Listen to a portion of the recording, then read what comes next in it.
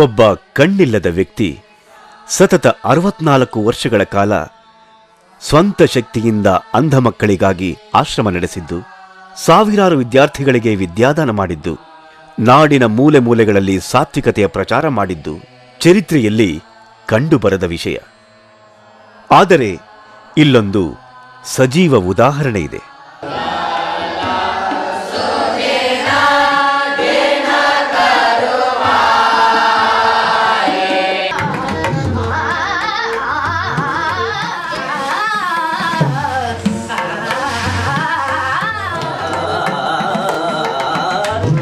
ದೈವ ಸ್ವರೂಪಿ ಗುರುವಿನ ಒಂದು ಅತ್ಯುತ್ತಮ ಸಾಕಾರ ರೂಪವೇ ಪಂಡಿತ ಪುಟ್ಟರಾಜ ಗವಾಯಿಗಳವರು.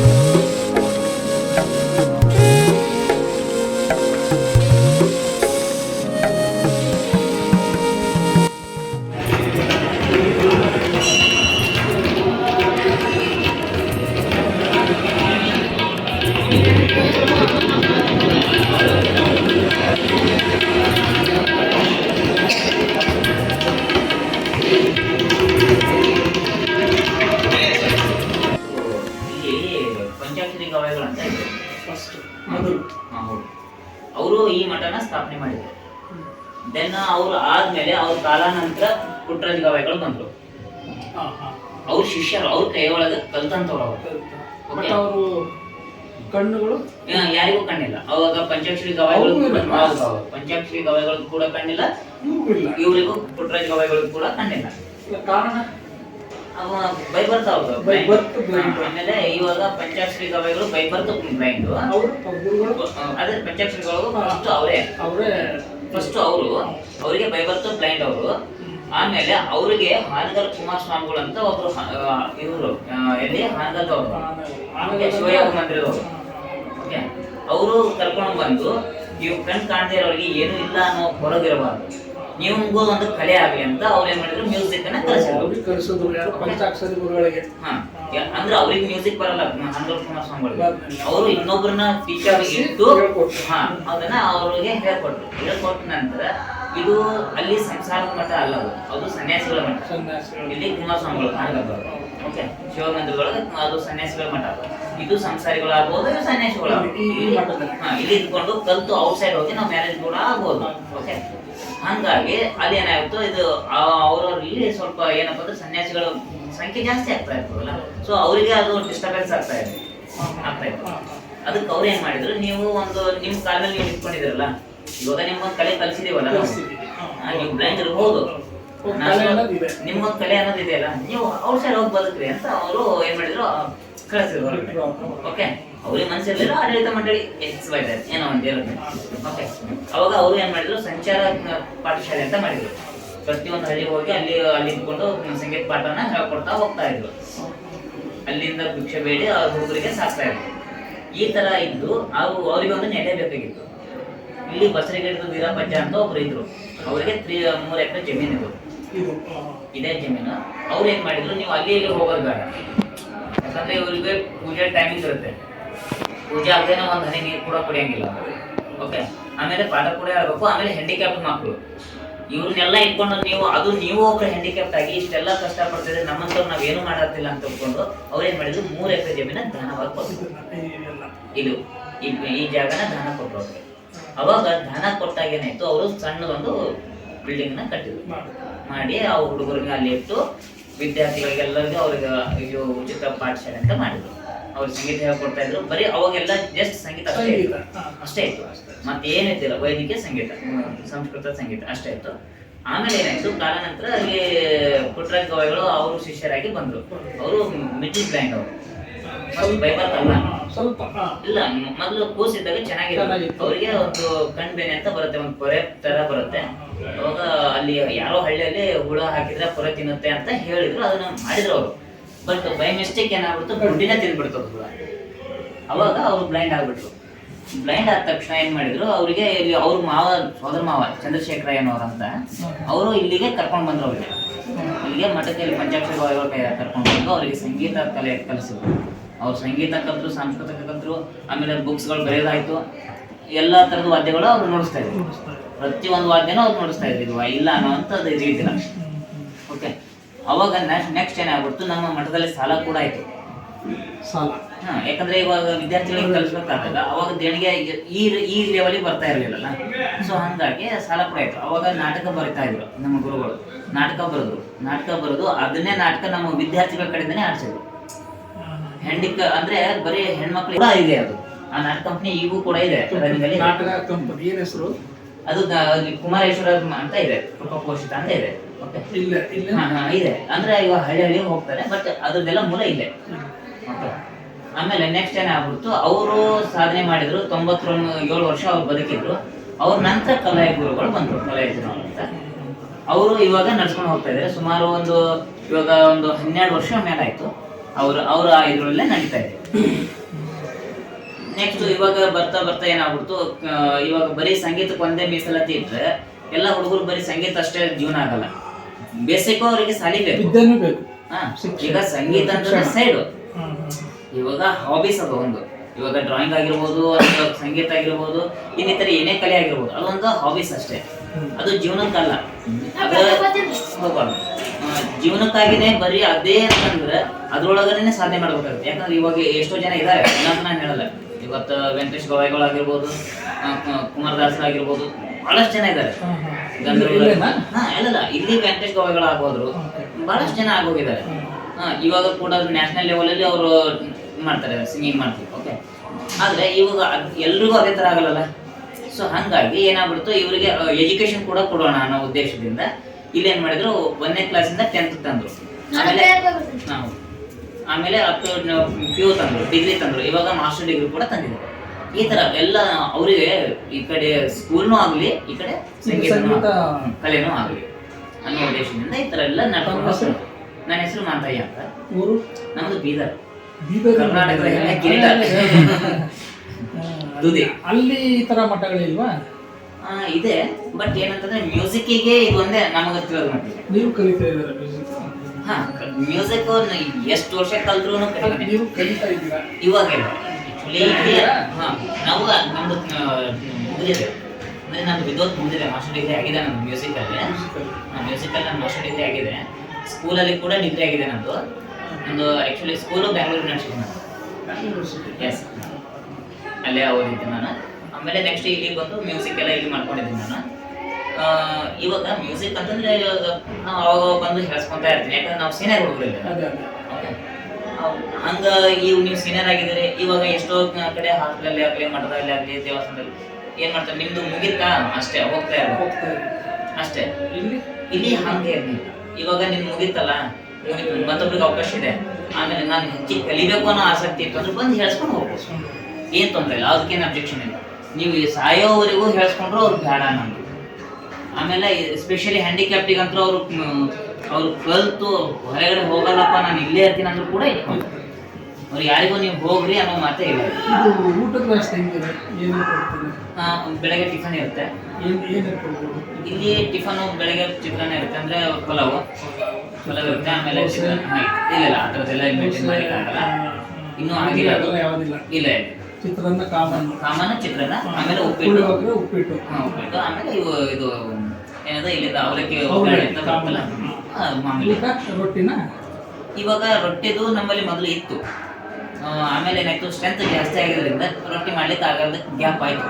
ಇವಾಗ ಏನ್ ಮಾಡ್ತಾರೆ, ನಮ್ಮಲ್ಲಿ ಈಗ ಸಂಖ್ಯೆ ಅಂತ ಕೊಡ್ತಾರೆ. ಇವಾಗ ಅಲ್ಲಿ ಬೆಂಗಳೂರು ಸೈಡ್ ಮುದ್ದೆ ಅಂತ ಮಾಡ್ತಾರಲ್ಲ, ಆ ಥರದ್ದು ಇಲ್ಲಿ ಜೋಳದ್ದು ಮುದ್ದೆ ಥರ ಮಾಡ್ತಾರೆ. ಅಂದ್ರೆ ಉಪ್ಪಿಟ್ಟು ಥರ ಇರುತ್ತೆ, ಅದು ಉಪ್ಮಾ ಟೈಪ್ ಇರುತ್ತೆ, ಬಟ್ ಏನಪ್ಪಾ ಅಂದ್ರೆ ಅದು ಸಪ್ಪೆ ಇರುತ್ತೆ ಅಷ್ಟೇ. ಓಕೆ, ಅವಕ್ಕೆ ನಾನು ಸಾರು ಹಾಕೊಂಡು ಊಟ ಮಾಡೋದು, ಸಾರೋ ಮಜ್ಜಿಗೆನೋ ಈ ಥರದ. ರೈಸ್ ಕೊಡಲ್ಲ ಅಷ್ಟೇ? ರೈಸ್ ಇರುತ್ತೆ, ರೈಸ್ ಪಲ್ಯ ಅಂದ್ರೆ ಸಾರಲ್ಲೇ ಎಲ್ಲ ಮಿಕ್ಸ್ ಮಾಡಿ ಹಾಕೋದು. ಸಪ್ರೇಟ್ ಆಗಿ ಪಲ್ಯ ಅಂತ ಮಾಡಲ್ಲ. ಉಪ್ಪಿನಕಾಯಿ ಇರುತ್ತೆ, ರಾತ್ರಿ ಸೇಮ್ ಮಾಡ್ಬೋದು. ಆಮೇಲೆ ಇನ್ನೊಂದು ಏನಂತಂದ್ರೆ ಇಲ್ಲಿ ಏನಾಗ್ತದೆ ಅಂತಂದ್ರೆ, ಇವಾಗ ಭಕ್ತರು ಇರ್ತಾರಲ್ಲ, ಇವಾಗ ಡೊನೇಟ್ಸ್ ಅವರೇ ಊಟ ಮಾಡಿಸ್ಬಿಡ್ತಾರೆ. ಅಂದ್ರೆ ಇವಾಗ ಗೋಧಿ ಪಾಯಸನೋ ಆ ಥರದ್ದು ಏನೋ ಒಂದು ಅವ್ರವ್ರಿಗೆ ಏನೋ ಅನುಕೂಲ ಇರುತ್ತೋ ಅವರೆಲ್ಲ ಮಾಡ್ತಾ ಇರ್ತಾರೆ. ಬಟ್ ಹಾಗಾಗಿ ಇತ್ತೀಚಿಗೆ ದಿನಮಾನಗಳು ಮೊದಲೆಲ್ಲ ಹಂಗೆ ಇರ್ತಾ ಇರಲಿಲ್ಲ, ಭಾಳಷ್ಟು ಇರ್ತಾ ಇರಲಿಲ್ಲ. ಇತ್ತೀಚೆಗೆ ಭಾಳಷ್ಟು ಜನ ಬಂದು ಹೋಗ್ತಾರೆ, ಸುಮಾರು ಜನ ಬಂದು ಪಟ್ಟು ಹೋಗ್ತಾರೆ. ಊಟ ಎಲ್ಲ ವ್ಯವಸ್ಥೆ ಅಲ್ಲಿ ಆಫೀಸ್ ಇದೆ, ಆಫೀಸಲ್ಲಿ ಹೇಳಿದ್ರೆ ಅವರು ವ್ಯವಸ್ಥೆ ಅವರೆಲ್ಲ ವ್ಯವಸ್ಥೆ ಮಾಡಿ ನಮ್ಮಿಂದ ಏನು ವ್ಯವಸ್ಥೆ ಮಾಡಿ ಒಂದು ನೀವಾದ್ರೂ ಬಂದು ನೀವೇ ಸ್ವಂತ ಫುಡ್ನು ಕೊಡ್ಬೋದು. ಓಕೆ, ಇಲ್ಲಪ್ಪ ನಾವು ಫುಡ್ ಕೊಡ್ಲಿಕ್ಕಾಗಲ್ಲ, ನಿಮ್ಮಲ್ಲೇ ಮಾಡಿ ಅಂತಂದ್ರು ಕೂಡ ಮಾಡಿ ಕೊಡ್ಬೋದು, ಏನು ಅಭ್ಯಂತರ ಇಲ್ಲ, ಅವರೇ ಮಾಡ್ಕೊಡ್ಬೋದು. ಕೆಳಗಡೆ ದೊಡ್ಡದಾಗಿ ಹಾಲ್ ಇದೆ, ಸುಮಾರು 1000 ಜನ ಬಂದು ಕೂತ್ಕೊಳ್ಳೋಂಥ ಒಂದು ದೊಡ್ಡ ಹಾಲ್ ಇದೆ. ನಾವು ಬಂದಿರ್ತೀವಿ ಊಟ ಟೈಮ್ಗೆ, ನಾವು ಊಟ ಮಾಡ್ಬೋದಾ? ಶೋರ್, ಆರಾಮ್ಸೆ ನಿಮಗೆ ಊಟಕ್ಕೆ ವ್ಯವಸ್ಥೆ ಕೂಡ ಇರುತ್ತೆ. ಆಮೇಲೆ ಒಂದು ದಿವಸ ನೀವು ಸ್ಟೇ ಮಾಡ್ತೀನಿ ಅಂತಂದ್ರೂ ಕೂಡ ಅವರು ಇಂಥ ಊರ ಕಡೆಯಿಂದ ಬಂದಿದ್ದೀವಿ, ನಾವು ಈ ಥರ ನೋಡ್ಲಿಕ್ಕೆ ಬಂದೀವಿ ಅಂತ ಹೇಳಿದರೆ ಅವ್ರಿಗೆ ಒಂದೊಂದು ರೂಮ್ಗಳು ಕೂಡ ಇದೆ. ಆಮೇಲೆ ನಮ್ಗೆ ರೂಮ್ ಬೇಡ, ನಾವು ಔಟ್ಸೈಡ್ ಇಲ್ಲೇ ನಾವು ಕೆಲವೊಂದು ಕಡೆ ಇಲ್ಲಿ ಇರ್ತೀವಿ ಅಂದರೆ ಅವಕಾಶ ಇದೆ. ಬಟ್ ಒನ್ ಡೇ ಬಿಟ್ಟು ಹೆಚ್ಚಿಗೆ ಇರಲಿಕ್ಕೆ ಅವಕಾಶ ಇಲ್ಲ, ಒಂದು ದಿವಸ. ಯಾಕಂದರೆ ನೀವು ಬಂದಿರೋ ಉದ್ದೇಶಕ್ಕೆ ಅಲೋ ಮಾಡ್ತಾರೆ, ಯಾರೇ ಬರಲಿ ಬಂದವರೆಲ್ಲ ನನ್ನವರು. ಎಲ್ಲ ಜಾತಿಯವರು ಅಂತ ಕೇಳ್ಕೊಟ್ಟೆ. ಇಲ್ಲಿ ಕ್ಯಾಸ್ಟಿಜಮ್ ಅಂತೂ ಇಲ್ಲ. ಚಿಕ್ಕ ಹುಡುಗರು ಹೇಳೋದು ಮುಸ್ಲಿಮ್ ಎಲ್ಲ ಇದ್ದಾರೆ, ಸಾರಿ ಇರಲಿ ಬನ್ನಿ ಎಲ್ಲ ಒಟ್ಟಿಗೆ ಇದ್ದು ಆರಾಮಾಗಿ ಚೆನ್ನಾಗಿದ್ದೀವಿ ಸರ್ ಅಂತ ಚಿಕ್ಕ ಇವಾಗ ನಾನು ಬೇಕಾದ ಕೈಲಿ ಹಾಕೊಂಡು ಹೇಳ್ಬೋದು, ಚಿಕ್ಕ ಮಕ್ಕಳು ಹಾಕ್ತಾರೆ. ನೀವು ಮಾಸ್ಟರ್ ಡಿಗ್ರಿ ಮಾಡ್ಬಿಟ್ಟು ಏನ್ ಮಾಡ್ತಿದ್ರಿ ಈಗ? ಇವಾಗ ನಾನು ಟೀಚ್ ಮಾಡ್ತಾ ಇದ್ದೇನೆ ಮ್ಯೂಸಿಕ್. ಹುಬ್ಳಿಯಲ್ಲಿ ನಂದು ಸ್ಕೂಲ್ ಇದೆ, ನವನಗರದಲ್ಲಿ. ಅಲ್ಲೇ ಟೀಚ್ ಮಾಡ್ತೀನಿ. ಆಮೇಲೆ ನಾನು ಇರೋದು ಅಲ್ಲೇ. ಏನು ಸಬ್ಜೆಕ್ಟು? ಇಲ್ಲ ಮ್ಯೂಸಿಕ್ ಹಾರ್ಮೋನಿಯಂ ಕೂಡ ಬರುತ್ತೆ, ತಬಲ ಕೂಡ ಬರುತ್ತೆ ನನಗೆ. ಇವರೆಲ್ಲ ಅದನ್ನ ಕಲಿಯೋದು. ಇಲ್ಲಿ ಹೆಂಗಂತಂದ್ರೆ ನೋಡ್ರಿ, ಇವಾಗ ನಮ್ಗೆ ಸ್ವಲ್ಪ ಕಾಣಿಸುತ್ತಲ್ಲ, ನಾವು ಕೂಡ ಹೆಲ್ಪ್ ಮಾಡ್ಬೋದು. ಇವಾಗ ಔಟ್ಸೈಡ್ ಈಗ ನಿಮ್ಮ ಮಕ್ಳ ಹತ್ರ ಮಾತಾಡ್ಕೊಂಡು ಬಂದ್ವಿ, ಸಣ್ಣ ಸಣ್ಣ ಮಕ್ಳು ಕೂಡ ಅವರೇ ಇವ್ರು ಎಲ್ಲೋ ಹೋಗ್ತಿದ್ರೆ ನೀವೆಲ್ಲ ಹೋಗ್ಬೇಕು ಅಂತ ಅವ್ರಿಗೆ ಅಷ್ಟು ಇದಾಗ್ಬಿಡ್ತದೆ, ಅವ್ರು ಮಿಂಗಲ್ ಆಗ್ಬಿಡ್ತಾರೆ. ಅವರೇ ಕರ್ಕೊಂಡು ತಂದು ಇಲ್ಲಿ ಬಿಟ್ಟು ಹೋಗ್ತಾರೆ. ಇವಾಗ 6 ಗಂಟೆಯಿಂದ 8 ಗಂಟೆವರೆಗೂ ಪ್ರಾರ್ಥನೆ ನಡೀತೆ. ಪ್ರೇಯರ್ ಅಂತಂದ್ರೆ ಏನು, ಅದು ಒಂಥರ ಕ್ಲಾಸ್ ಇದ್ದಂಗೆ. ಇವಾಗ ಅಲ್ಲಿ ಒಂದು ನಮ್ಮ ಗುರುವಿನ ಧ್ಯಾನ ಮಾಡಿದಂಗೂ ಆಗುತ್ತೆ. ಆಮೇಲೆ ನಾವೇನ್ ಕಲ್ತಿದ್ದೀವಿ, ಇವಾಗ ನಾನು ಮಾಡ್ತಿದ್ವಿ, ಇವಾಗ ನನಗಿಂತ ಸೀನಿಯರ್ ನೀವು, ನನ್ನ ಏನೇ ಮಿಸ್ಟೇಕ್ ಇದ್ರು ನೀವು ಅಲ್ಲಿ ತಿದ್ದುಪಡಿ ಮಾಡ್ತೀವಿ. ಯಾಕಂದ್ರೆ ಅಲ್ಲಿ ಎಲ್ಲರೂ ಸೇರುವಂತ ಜಾಗ, ದೊಡ್ಡವ್ರು ಹಿಡ್ಕೊಂಡು ಸಣ್ಣವ್ರು ಎಲ್ಲರೂ ಸೇರ್ತಾರೆ. ಅಲ್ಲಿ ನಾವೇನ್ ಮಾಡ್ತೀವಿ, ಈಗ ಇವನ್ ತಪ್ಪು ಮಾಡಿದ್ನ ಅವನಿಗೆ ತಿದ್ದುಪಡೋದು, ನಾನ್ ಸರಿ ಮಾಡಿದ್ನ ಅವ್ನು ತಪ್ಪು ಮಾಡಿದ್ನ ಅವನೇ ನಾವು ಮಾಡೋದು. ಹಿಂಗೆ ನಿಮ್ಮಲ್ಲಿ ಅಂಡರ್ಸ್ಟ್ಯಾಂಡಿಂಗ್ ಮಾಡೋದು ಒಂದು ಪ್ಲೇಸ್ ಅದು. ಅಂದ್ರೆ ಅದು ಕಮೆಂಡ್ ಎಜುಕೇಶನ್ ಅಂತ. ಇವಾಗ ಸ್ಟಾರ್ಟ್ ಆಗಿದೆ ಅಲ್ವಾ ಪ್ರೇಯರ್? ಹಾ, ಇವಾಗ ಸ್ಟಾರ್ಟ್ 6 ಗಂಟೆಗೆ ಸ್ಟಾರ್ಟ್. 6 ಗಂಟೆಯಿಂದ ಎಷ್ಟು ಗಂಟೆ? 6 ಗಂಟೆಯಿಂದ 8 ಗಂಟೆ. 8 ಗಂಟೆ ಊಟ? 8 ಗಂಟೆಗೆ ಊಟ. ಇದೇ ಸಂಸ್ಥೆದ ಸ್ಕೂಲ್ಗಳಿವೆ, up to 1 to master degree. Okay, school ಕೂಡ ಕಲಿಬಹುದು ನೀವು. ಬೇಡ ನಮಗೆ ಮ್ಯೂಸಿಕ್ ಅಷ್ಟೇ ಬೇಕು ಅಂದ್ರೆ ಮ್ಯೂಸಿಕ್ ಕೂಡ ಕಲಿಬಹುದು. ಮ್ಯೂಸಿಕ್ ವಿತ್ ಸ್ಕೂಲ್ ಎರಡೂ ಬೇಕು ಅಂದ್ರೆ ಎರಡೂ ಮಾಡ್ಬೋದು. ಫೀಸ್ ಸರ್ಕಾರದಿಂದ ಏನು ಕೊಡಲ್ವಾ? ಇಲ್ಲ, ಸರ್ಕಾರದಿಂದ ಯಾವುದೇ ತರದ ಅನುದಾನ ಇಲ್ಲ ಇದಕ್ಕೆ. ನಿಮ್ಮಂತ ಡೋನರ್ಗಳಿಂದನೇ ಅದು ನಡೆಯುವಂಥದ್ದು ಇದು. ಆಮೇಲೆ ನಮ್ಗೆ ಈ ತರದ ಯಾವುದೇ ತರದ್ದು ಗೌರ್ಮೆಂಟ್ ಇಂದ ಇನ್ನೂ ಯಾವ್ದು ಆಡೆಡ್ ಆಗ್ಲಿ ಅದು ಇಲ್ಲ. ಇಲ್ಲಿ ವಿದ್ಯಾರ್ಥಿನ ನೀವು ಇಲ್ಲಿ ಇವರು ಕೂಡ ವಿದ್ಯಾರ್ಥಿನಿ. ಓಕೆ, ಇವಾಗ ಮಠದಲ್ಲಿ ಅಂದ್ರೆ ನಾನು ಔಟ್ ಸೈಡ್ ನಾನು ಟೀಚಿಂಗ್ ಮಾಡ್ತೀನಿ, ಇಲ್ಲಿ ನಾನು ಮಠಕ್ಕೆ ವಿದ್ಯಾರ್ಥಿ. ಅಂದ್ರೆ ಈಗ ಮಠದಲ್ಲಿ ರೆಗ್ಯುಲರ್ ಆಗಿ ಔಟ್ ಸೈಡ್ ಅಲ್ಲಿ ಏನು ನಾವು 1ನೇ ಕ್ಲಾಸ್ ಸೇರ್ಕೋತೀವಿ, 2ನೇ ಕ್ಲಾಸ್ 3ನೇ ಕ್ಲಾಸ್ ಹಂಗೆ ಇರುತ್ತೆ, ಅಥವಾ ಬರೀ ತಬಲಾ ಹಾರ್ಮೋನಿಯಂ ಈ ತರ ಕಲೆಗಳಿಗೆ ಮಾತ್ರನೇ ಈ ಸ್ಕೂಲು ಅಂತ? ಇಲ್ಲ, ಎನಿವನ್ ನಾರ್ಮಲ್ ಸ್ಕೂಲ್ ಇದೆ, ಜೊತೆಗೆ ಈ ತರ ಕಲೆಗಳನ್ನು ಕಲಿಸ್ಕೊಡ್ತೀರಾ? ಇವಾಗ ನೀವು ಕಾಲೇಜ್ ಕಲಿಬೇಕು, ಸ್ಕೂಲ್ ಕಲಿಬೇಕು ಅಂದ್ರೆ ಕೂಡ ಇದೆ. ಅದು ಐತೆ. ಇವಾಗ ಇಲ್ಲೇ ಇದೇ ಸಂಸ್ಥೆದೇ ಇದೆ. ಆಮೇಲೆ ಅವರು ಇಲ್ಲೇನ ಅಷ್ಟಲು, ಅವ್ರಿಗೂ ಇದೆ ಅಷ್ಟಲು, ಎಲ್ರಿಗೂ ಕೂಡ ಇಲ್ಲೇ ಇದೆ. ಅಜ್ಜನ್ನ ನೋಡಿದವ್ರು ನೀವು ನೋಡಿಲ್ಲ ನೀವೆಲ್ಲ? ಯಾರು ಅಜ್ಜ? ಇಲ್ಲ, ನೋಡಿದೀವಿ. ನೀವು ನೋಡಿದ್ದೀರಾ? ನಾನು 2003ಕ್ಕೆ ಬಂದಿದ್ದೆ. ನಾನು 2003ರಾಗ ನಾನು 8ನೇ ಕ್ಲಾಸ್ ಇದ್ದೆ, ಅವಾಗನೇ ಬಂದಿದ್ದೆ ನಾನು. ಅವರು ಲಿಂಗಾಯತರಾಗಿದ್ದು 2010ಕ್ಕೆ. ಸೊ ಅವ್ರ ಜೊತೆಗೆ ಒಂದು 6-7 ವರ್ಷ ಕಾಲ ಕಳೆದಿದ್ದೀರಿ. ಅಂದ್ರೆ ನಮ್ಮ ಏನಪ್ಪಾ ಅಂದ್ರೆ ಸ್ವಲ್ಪ ದಿನಗಳು ಮಾತ್ರ ಇರುವಂತ ಅವಕಾಶ ಆಯ್ತು. ಯಾಕಂದ್ರೆ ನೋಡಿದಿರಲ್ಲ, ಅದೊಂದು ಖುಷಿಯ ವಿಷಯ. ನೋಡಿದ್ದೀನಿ. ಇಲ್ಲ, ನೋಡಿದೀನಿ, ಅವ್ರು ಸೇವಾ ಮಾಡಿದೀನಿ, ಅವ್ರ ಕಡೆಯಿಂದ ಇದು ಮಾಡಿದೀವಿ, ಹಂಗೇನಿಲ್ಲ ತೊಂದ್ರೆ. ನಮ್ಮ ಅದೃಷ್ಟ ಅದು. ಹೌದು.